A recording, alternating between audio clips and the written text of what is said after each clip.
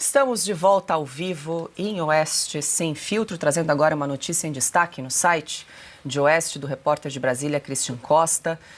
Novos documentos apresentados pela defesa de Felipe Martins enfraquecem ainda mais a denúncia da Procuradoria-Geral da República a respeito da participação do ex-assessor de Jair Bolsonaro na suposta trama golpista. Durante interrogatório no Supremo, os advogados entregaram planilhas do Gabinete de Segurança Institucional, mostrando que Martins não esteve no Palácio da Alvorada nos dias 19 de novembro e 7 de dezembro de 2022. São justamente as datas apresentadas pela Polícia Federal e também pela PGR para mostrar que Martins teria participado das reuniões no Alvorada. Na versão das autoridades, usada para denunciar Martins, o ex-assessor aparece numa lista como Felipe, com N no final, e também como Felipe, com E, sem qualquer prova concreta de que seria ele. Já no documento oficial apresentado pelo GSI, que foi divulgado no governo Lula III, não consta o nome de Felipe nas respectivas datas. Bom, hoje é sexta-feira, recebemos André Marcília no estúdio de Oeste Sem Filtro. Mas, professor, boa noite, seja muito bem-vindo. A gente tem falado o seu nome aqui recorrentemente, porque todo dia tem assunto jurídico, e a gente acessa a sua página, que tem os comentários técnicos, as análises jurídicas, praticamente em tempo real, e a gente vai repercutindo ao longo da semana, mas é sempre muito bom tê-lo conosco às sextas-feiras. Seja bem-vindo. Obrigado, muito bom para mim também, e prazer estar aqui com vocês. Bom, professor, a gente começa com o caso do Felipe, tem também a decisão envolvendo Jair Bolsonaro, mas sobre o caso do Felipe, que é um flagrante aí de abuso de autoridade, ontem a gente acompanhou o interrogatório, acho que ele estava ali muito ansioso para falar, depois de 2 anos, né, praticamente desse processo, se a gente relembrar, tentaram de toda forma forçar um acordo de colaboração premiada, acho que em todo esse período ali, o Supremo Tribunal Federal queria que ele fosse um outro Mauro Cid ali para corroborar, né, com algumas teses, mas ele seguiu firme, ficou 6 meses preso, segue com tornozeleira eletrônica e o pior, ele segue de alguma forma calado porque não pode conceder entrevista. Ele mesmo disse ontem que se considera um preso político, a própria revista Oeste fez um pedido de entrevista ao ministro Alexandre de Moraes, esse pedido segue sem deferimento, sem análise, enfim. E ele segue, e a gente percebeu ontem por que não deixam o Felipe falar, porque ele realmente apresenta de maneira muito clara, com elementos fáticos, com provas, toda a injustiça do caso referente a ele mesmo, né? E nada melhor do que a própria pessoa ali dando depoimento, o desabafo dele, todo o período que ele passou. Finalmente, né? Assim, ó, eu quis até acompanhar todo o depoimento, porque eu tinha curiosidade até de ouvir a voz dele, porque fazia muito tempo que nós não ouvíamos. Uma voz que foi silenciada, que continua silenciada. Nem ouvíamos também, né? Não víamos, nem ouvíamos. Sim. Esse caso, ele é realmente, Paula, enigmático. Eu acho que o Felipe Martins é um símbolo de como esse processo todo é um engodo, um completo engodo jurídico. Nem sei se jurídico é um termo que mereça, talvez um engodo político travestido de jurídico. Qual é a questão que me chama a atenção? A gente tem visto até reclamações ou denúncias da própria defesa do Felipe no sentido de arbítrios, etc. Agora, os arbítrios contra a defesa, eles igualam, vamos dizer assim, o caso dele a todos os demais processos e inquéritos que estão ocorrendo no Brasil, infelizmente, há 6 anos. Mas o caso dele em si é diferente de todos os demais, inclusive dos demais do processo do golpe. E por quê? Porque todos os réus têm algum fato que faz com que eles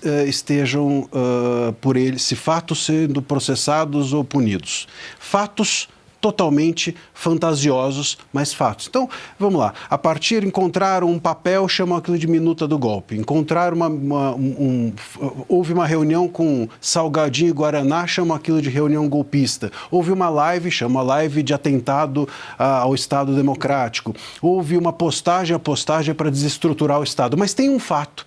O fato, a partir dele, se fantasia loucamente, né? Mas o Felipe não tem o fato. Ele está sendo processado por um não fato.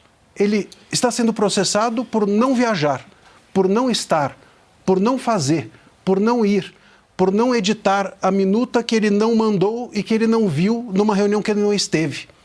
Então, assim, é isso que faz com que todos nós percebamos intuitivamente a injustiça desse caso. Mesmo quem não é do direito, mesmo quem não gosta do Felipe Martins, mesmo quem acha que houve um golpe, olha para o Felipe Martins e intuitivamente percebe que há uma injustiça flagrante, evidente, porque, novamente, está sendo processado ou punido, porque ele vem sendo punido nesses 2 anos ao silêncio e ao apagamento da sua história, por um não fato, ou por vários não fatos. Agora, Marcília, como a Paula lembrou, eles achavam que tinha encontrado um segundo Mauro Cid, que ele cederia, porque é um cara tranquilo, quieto e tal, vamos assustar esse cara, e ele não cedeu. E ele não cedeu. É por isso que ficou tanto tempo. A prisão dele me parece evidente que foi para delatar. Foi. Queriam um novo Mauro Cid, ou queriam um Mauro Cid turbinado. 2.0. Né? 2.0. E a verdade é que, curiosamente, embora o Felipe Martins seja um civil e o Mauro Cid um militar, o civil resistiu. Isso. O Mauro Cid, inclusive, o Felipe Martins, inclusive, seja mais novo que o Mauro Cid. O Felipe resistiu e o Mauro Cid não. O Mauro Cid embarcou na fantasia geral da República, da PGR, do STF, mas o Felipe resistiu. E essa resistência a delatar é que fez com que todo esse regime, ou esse sistema, desmoronasse. E ao se desmoronar, constrangeu todo mundo. E ao constranger todo mundo, veio a necessidade de silenciá-lo, porque ele passaria a ser um denunciador ambulante de um processo que é um engodo contra ele e contra todos os demais. Um processo que está punindo as pessoas por exercerem a sua liberdade de expressão em lives, em posts, em reuniões, e etc, etc. Então, o Felipe Martins, ele é um símbolo porque é intuitivo, mas ele é um símbolo também de resistência. E essa resistência que tem feito com que ele seja silenciado. É um silenciamento horrível, mas é também um silenciamento, a meu ver, muito corajoso e heróico. Acho que tem um fato, Paulo, que precisa ser rememorado aqui. Estávamos todos, não me lembro se o Piotr já estava. Numa noite qualquer, a mulher do Felipe Martins ficou assustada e ligou comunicando o seguinte: o diretor do presídio tinha colocado Felipe Martins numa ala comum, sim, em companhia de presos por crimes reais ali. Nós descobrimos que era um presídio estadual e falamos com o governador do Paraná e fizemos a denúncia. Não podia estar lá. Ele tinha sido removido pelo diretor do presídio. E eles voltaram atrás. Então eles tentaram assustar mesmo com a Solitária, a temporada da Solitária, e também colocando o Felipe junto com esses presos, e entre esses presos podia estar alguém disposto a prestar serviços aos carcereiros. E, Augusto, se me permite, eu acho que nesse sentido, algumas pessoas têm dito: o processo contra o Felipe Martins é kafkiano. Eu discordo. Ou algumas pessoas também têm chamado de erro judicial. Discordo. Kafkiano não é, porque o personagem de Kafka no processo, ele passou o tempo inteiro sem saber por que estava preso. A gente sabe por que o Felipe está preso. E era um caso. Era um caso. A gente sabe por que ele está preso. Ele está preso para delatar, ou esteve preso para delatar. Isso é pior ainda, porque havia um motivo, e esse motivo não é um erro judicial, é um cálculo judicial, o que torna tudo muito pior ainda. Deixa eu incluir a Ana, também quer fazer pergunta em relação ao caso do Felipe Martins. Quero sim. Boa noite, professor. Bom, professora, realmente toda a audiência... Bom, o Felipe muito preparado, né, para a audiência, provas sobradas, para usar, né, a linguagem de um desembargador do TRF4 de Porto Alegre, provas sobradas da inocência dele. Mas, professor, o Alexandre Garcia mencionou a tortura, né, e o caso do Clesão, que é outro caso que, junto com o Felipe Martins, esses dois casos chamam muita atenção aqui dos americanos para a aplicação da Lei Magnitsky, porque essa palavra tortura está inserida nesses dois casos, e no caso do Clesão, ele faleceu na Papuda, faleceu na prisão, assim como o Sergei Magnitsky, que morreu na prisão na Rússia. E aí, professor, ontem as pessoas, né, alguns aqui congressistas interessados até em ouvir o Felipe, eles pediram que eu colocasse algumas legendas em alguns trechos específicos da oitiva de ontem, eu coloquei, e aí eu mandei uma mensagem para um deles e disse, agora, né, eu disse, agora é o Felipe, eu te mantenho informado. E aí eu achei interessante a resposta que eu recebi, queria dividir com o senhor para o senhor explicar isso. Aí a resposta que eu recebi foi essa que está aí na tela. Just keep in mind that there is no statute of limitations for the crime of torture. Ou seja, Ana, mantenha em mente que o crime de tortura não prescreve. E eu achei interessante e essencial esse lembrete, queria ouvir do senhor exatamente esse lembrete aí de um dos americanos com os quais eu falei ontem aqui.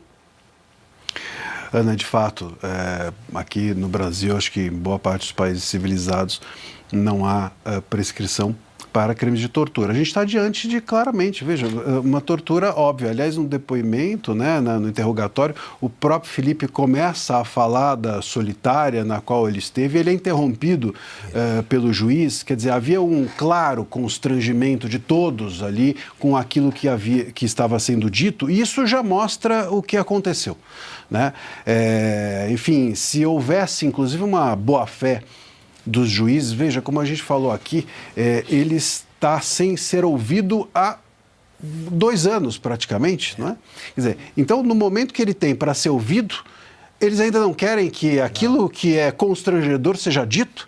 Veja, se você está numa república de verdade, séria, e há um ato de tortura ou de possível tortura denunciada, seja pelo advogado, seja pelo réu, você, como autoridade pública, se interessa porque você quer resolver o problema. Você não é a República, você está a serviço da República, e se a República cometer um erro, você tem a função de corrigi-lo, até porque se você não corrigi-lo, você prevarica e comete crime. E é um juiz auxiliar que interrompe. É um juiz auxiliar que interrompe. Então ele tinha o dever de ouvir para corrigir se houve de fato o erro. Não, ele tenta interromper. Isso mostra como a gente tem tratado aqui as questões nesse processo, silenciando, impedindo que as pessoas falem, impedindo que os advogados falem, tentando apagar aquilo que há de constrangedor, os rastros daquilo que foi feito e até mesmo as denúncias daquilo que ou que o futuro pode apresentar. Isso não é um processo. Judicialmente não se resolve assim. Um processo judicial é aquele que a roupa suja é lavada dentro dele. É assim que se faz justiça, não se faz justiça com apagamento ou silenciamento nem de ninguém, nem de nenhum fato. Então, o próprio Clesão, a investigação sobre ele foi colocada sob sigilo e a própria família não teve acesso. Isso foi denunciado pela família. Quer dizer, como é que a gente lida com uma república que quer esconder de nós não apenas como os processos são tocados, mas esconder os seus erros? E o juiz auxiliar também contestou, interrompeu o Felipe quando ele disse que ele era o único preso que precisava ir semanalmente assinar o termo. Sim. Ele falou, não, tem outros presos que também têm essa exigência. Ele disse, olha, eu até pedi para o juiz, para o Tribunal de Justiça do Paraná, a informação que eu tive é que eu era o único preso que tinha essa obrigatoriedade de semanalmente comparecer para assinar a lista. Aí você vê que o juiz está defendendo uma tese, está defendendo... O juiz não tem lado. Aliás, o juiz não tem nem lado, e fica também aqui a menção à decisão do Alexandre de Moraes, também não tem inimigo. Não é? Ele tinha dito que tinha inimigos internos e externos. O juiz não tem inimigo, nem interno, e nem, muito menos externo. Esse não é o lugar do juiz se posicionar.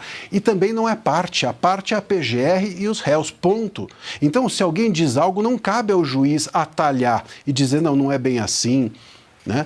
Quem tem que fazer isso é a PGR. Mas parece que tanto Moraes quanto o juiz auxiliar, enfim, todos que estão nesse processo envolvidos como juízes ou de alguma forma representando o STF, a sensação que a gente tem é que eles estão ali em defesa de uma tese. E isso é tudo menos um processo judicial.